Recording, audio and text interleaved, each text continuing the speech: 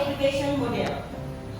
Kedua kalinya sholawat serta salam mari kita panjatkan kepada junjungan kita Nabi Muhammad SAW yang kita nantikan syafaatnya nanti di yaumul qiyamah. Amin. Bapak Ibu yang saya banggakan, di sini saya Yusra Islami Putri akan menyampaikan diseminasi tentang model pembelajaran yaitu Sport Education Model.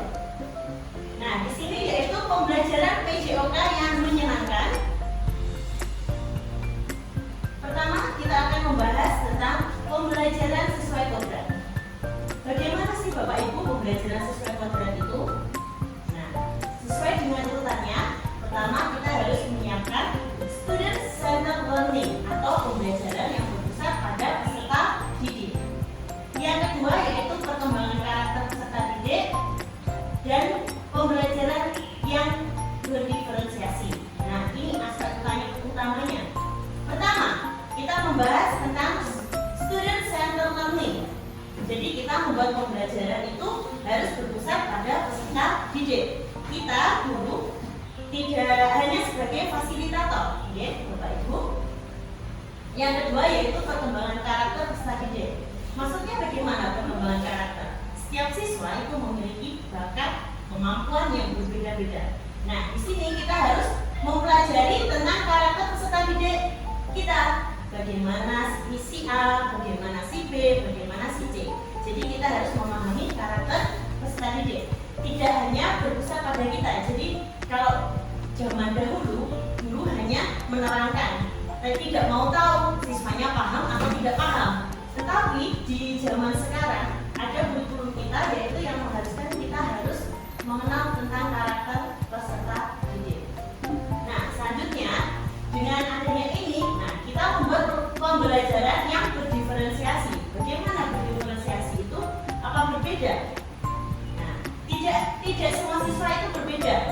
Nah, kita kan sudah menyaring bakatnya siswa seperti apa. Peserta didik nanti atau siswa itu dibiarkan untuk memilih bagaimana kemampuannya, mana yang dia minati dan bakatnya itu di mana. Seperti itu ya Bapak Ibu. Nah, di pembelajaran PJOK saya, ya kebetulan saya di sini mengampu guru PJOK. Nah, pembelajaran PJOK ini dengan sesuai kodrat itu harus merealisasikan 3 aspek ini agar mewujudkan pembelajaran yang bermakna dengan mengembangkan kompetensi sosial, kognitif, dan psikomotor peserta didik. Ya, tujuannya tetap itu, yaitu mengembangkan kompetensi sosial, kognitif, dan psikomotor peserta didik. Nah, untuk student agensinya yang kita harapkan, kehadiran kita sebagai guru harus mewujudkan student agensi, murid dengan melaksanakan pembelajaran PJOK yang mengakomodasi voice, choice, dan ownership. Ya, voice itu suara siswa bagaimana, terus choice pilihan siswanya bagaimana, dan kepemilikan murid atau siswa ownershipnya bagaimana. Jadi dia tetap berdiri dirinya sendiri.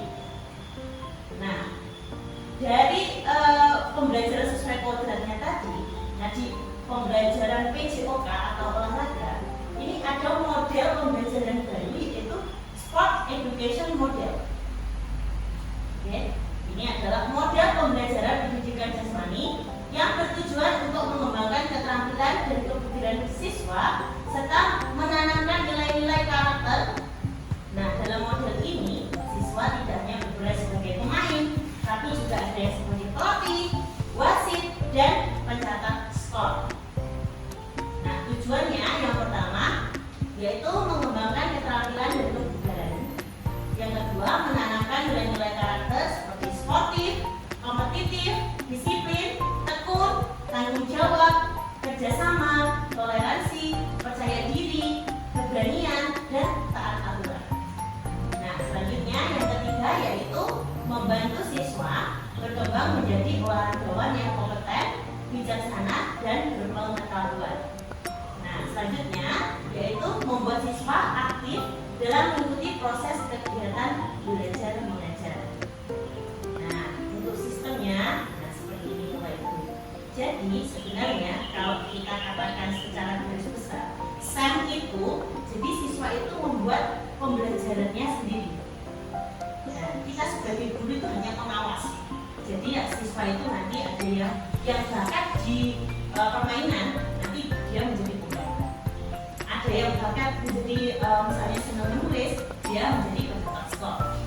Biasanya kalau anak-anak yang bijaksana bisa menjadi wasit, manjas, seperti itu. Terus ada juga yang suka misalnya mencatat berita, bisa menjadi reporter. Nah, seperti itu. Nanti ada banyak peran. Nah, untuk tahapannya sendiri pembelajaran SEM yang pertama yaitu pengelolaan musim, misalnya penyiapan latihan dan kompetisi. Oke. Selanjutnya afiliasi. Terus yang ketiga penyiapan pertandingan formal, puncak pertandingan, festival akhir kompetisi, terus evaluasi dan refleksi penerapan SEM dalam pembelajaran digital. Nah, ini yang pertama kita akan bahas satu persatu tentang pengelolaan musim. Pertama, peserta didik berarti membuat kelompok, memilih jenis pertandingan. Nah, kebetulan kemarin saya juga sudah pernah menerapkan di kelas 6 dan di kelas 3. Kelas 6 kemarin kebetulan saya memilih pembelajaran bola voli. Dan untuk di kelas 3 saya kemarin mencoba di permainan bola kecil yaitu bola kasti.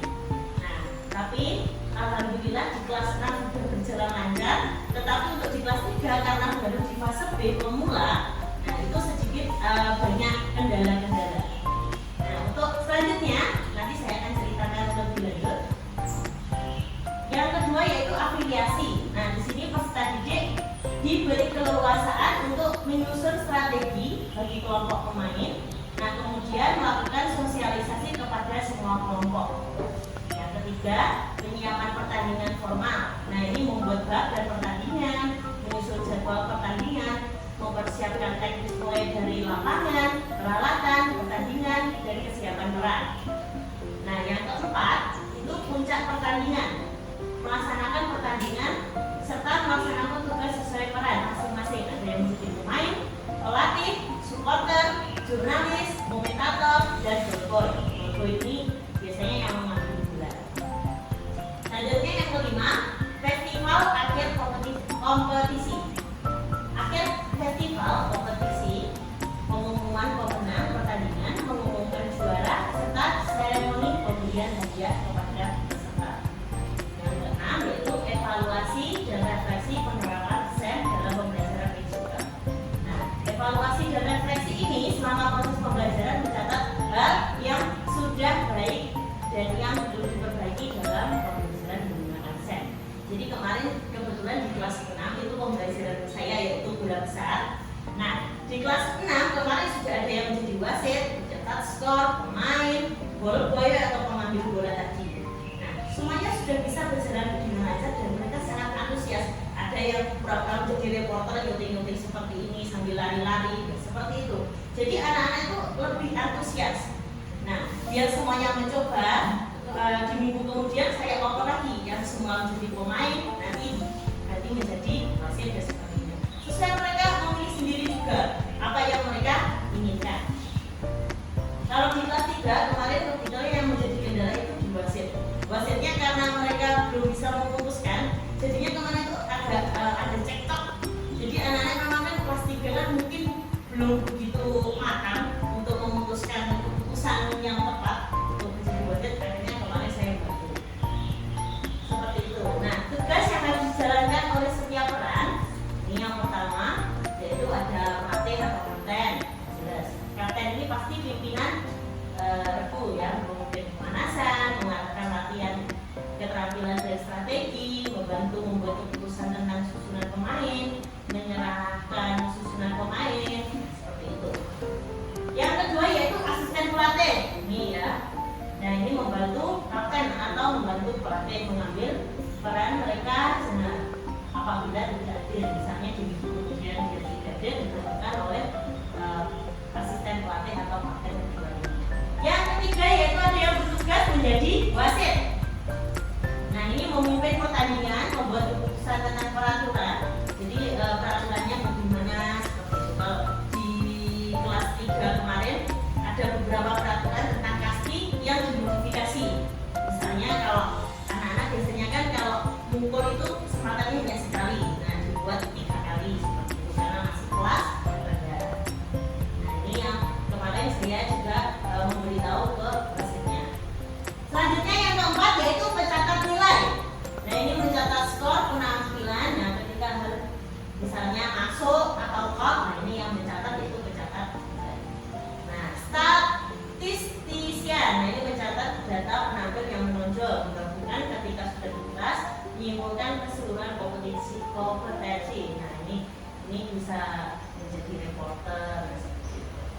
Selanjutnya, ini reporter mengambil catatan dan statistik yang terkumpul dari yang tadi. Selanjutnya, manajer sering digunakan untuk membedakan peran kepemimpinan dari pelatih. Nah, tugasnya yaitu menyerahkan formulir yang diperlukan sejenis dan secara umum menetapkan fungsi-fungsi administratif tentang tanggung jawab. Nah, untuk trainer ini bertanggung jawab untuk mengetahui cedera umum ya terkait dengan olahraga. Yang kalau di sekolah kita mungkin P3K atau PMR gitu ya, awal merah remaja. Nah, terus yang terakhir yaitu ada yang menjadi penyiar. Ini dapat memperkenalkan para pemain dan menjelaskan jalannya permainan yang sudah berlangsung selama pertandingan. Nah, itulah Bapak Ibu tentang SEM. Ini ada saya video tentang pembelajaran SEM. Monggo kita amati bersama-sama.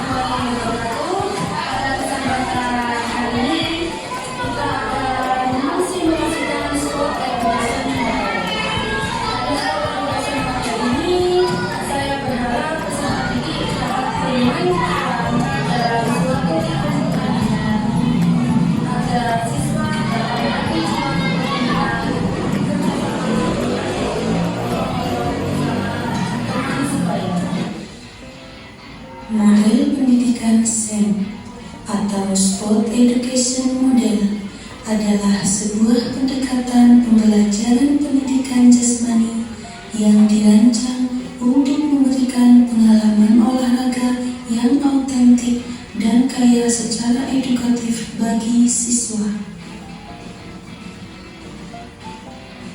Model pendidikan SEM ini dapat mensimulasikan pengalaman olahraga yang sebenarnya terjadi di masyarakat, sehingga siswa tidak hanya belajar tentang teknik olahraga, tetapi juga nilai-nilai sosial, kerjasama, sportivitas, dan tanggung jawab yang melekat dalam olahraga. Tujuan model pembelajaran SEM memberikan pengalaman olahraga yang otentik. Siswa terlibat dalam berbagai peran dalam olahraga seperti pemain, pelatih, wasit, panitia, pencatat skor, dan lain-lain.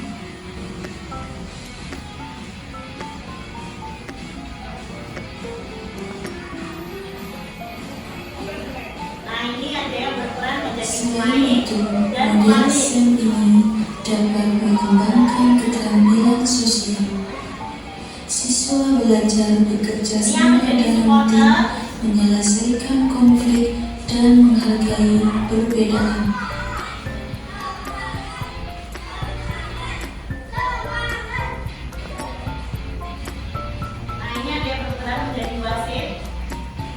Melalui model SEM ini juga dapat membentuk karakter siswa dalam mengembangkan nilai-nilai sportivitas, disiplin, dan tanggung jawab.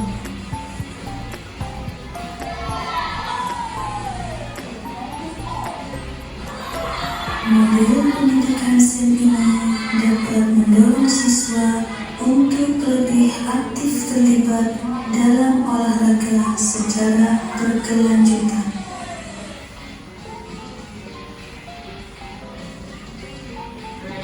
Dengan model pendidikan SEM ini dapat menciptakan suasana belajar yang menyenangkan dan bermakna.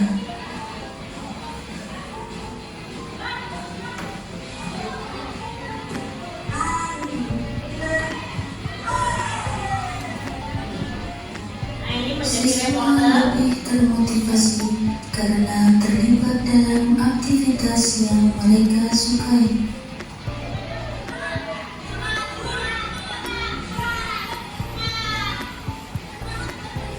Model pendidikan STEM merupakan alternatif yang menarik untuk pembelajaran PJOK.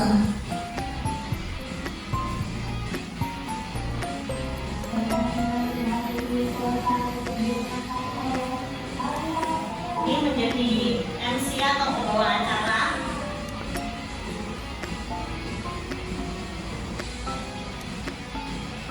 Nah, ini untuk penyerahan.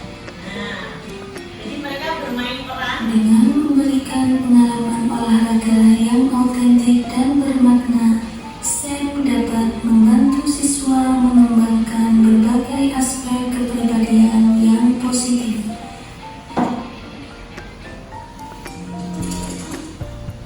ya, nonton ya Bapak Ibu. Ini tentang model pembelajaran STEM yang bisa digunakan dalam pembelajaran olahraga. Mungkin dari Bapak Ibu ada yang memberikan masukan, saran ataupun pertanyaan. Kita diskusi bersama di acara ini, diseminasi tentang model-model pembelajaran baru. Monggo Bapak Ibu, mungkin ada yang menguji. Terima kasih atas waktunya. Ini saya lihat videonya juga menarik dan paparan yang menjelaskan sudah gamblang sekali. Yang saya tanyakan, apakah metode STEM ini bisa diterapkan di pelajaran selain PJOK? Terima kasih. Terima kasih untuk pertanyaannya. Mungkin ada Bapak Ibu guru lain yang ingin memberikan masukan, saran ataupun pertanyaan sebelum saya menjawab dari pertanyaan Bu Puji. Monggo, Puju. Terima kasih atas waktu yang diberikan buat saya. Setelah saya simak dari penjelasan tadi, dulu tidak pernah Islam pembelajaran. Jadi kalau saya simak itu macam Islam pembelajaran. Apakah sekarang istilahnya menjadi modern atau ini berbeda?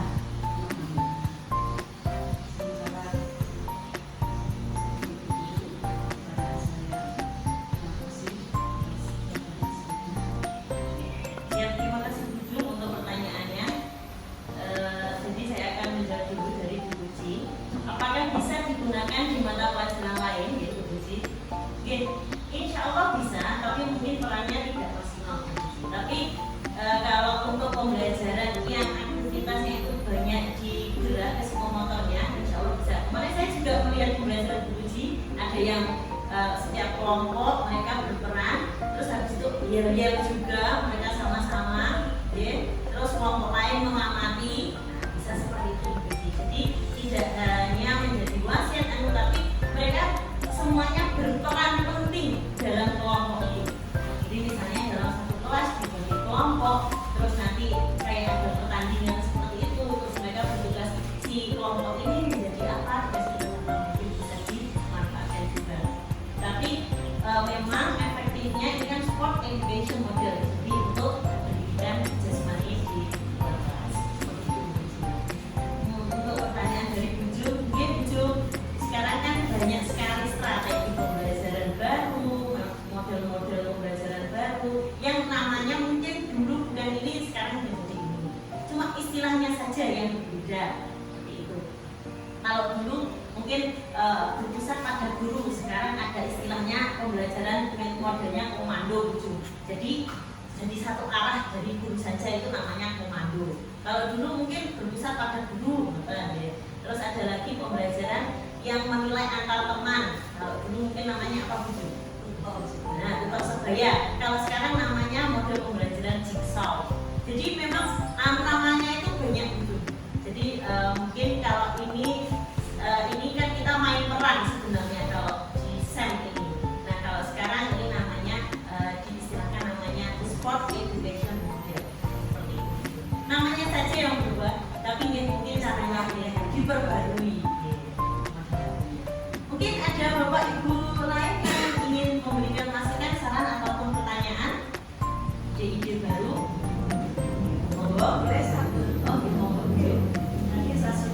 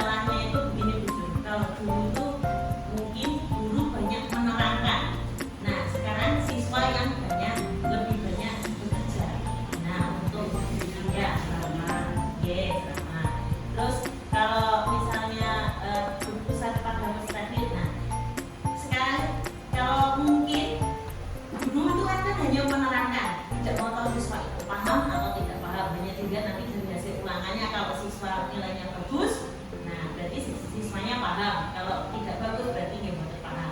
Nah kalau sekarang kita harus mewadahi semua karakteristik peserta didik itu, Bu. Jadi minatnya anak gimana, kemampuannya bagaimana, kita harus mewadahi seperti itu. Intinya seperti itu. Jadi mungkin banyak pengembangan kurikulum baru, model pembelajaran baru ya, seperti itu. Jadi kita di pusat kepada peserta didik itu mungkin lewat dengan keaktifan peserta didik saat pembelajaran juga, tidak hanya dilihat dari nilai akhir. Sharing aja ya. Yes, sharing dengan Jadi kalau kita mengajar itu memang ada pretest, ada post-test yang itu atau yang apa siswa itu memahami materi yang disampaikan. Dan kita berikan post-test yang selesai pembelajaran dengan post-test untuk mengetahui apakah materi yang disampaikan tadi itu sudah bisa dipahami anak atau tidak.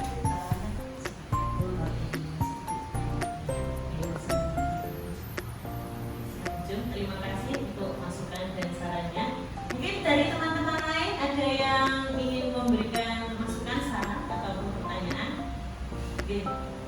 Bapak Ibu, jadi untuk SEM ini mungkin ini ya hanya ide dari saya ya. Karena bermain peran itu mungkin bisa kita lakukan nanti ketika kegiatan tengah semester mungkin atau kelas meeting. Jadi anak-anak dibuatkan suatu pertandingan, nanti panitianya juga mereka sendiri, kita mengerjakan nilai, anak-anak ada aktivitas juga sendiri. Nonton pripun Bapak Ibu? Ini hanya angan-angan saja. Jadi model pembelajaran yang baru ini bisa kita manfaatkan di kegiatan-kegiatan yang nanti mungkin kita banyak menguras waktu untuk mengerjakan rapot atau nilai. Nonton Bapak Ibu? Demikian diseminasi tentang model pembelajaran SEM oleh saya Yusila Ismati Putri. Semoga nanti kedepannya kita dapat sharing terus atau berbagi tentang model-model pembelajaran baru mungkin yang saya belum tahu, nanti Bapak Ibu yang menjelaskan, nanti kita juga saling sharing bersama di kegiatan diseminasi seperti ini. Bapak Ibu, mungkin ada salah kata yang saya ucapkan, saya mohon maaf yang sebesar-besarnya. Akhir kata, wassalamualaikum warahmatullahi wabarakatuh. Waalaikumsalam.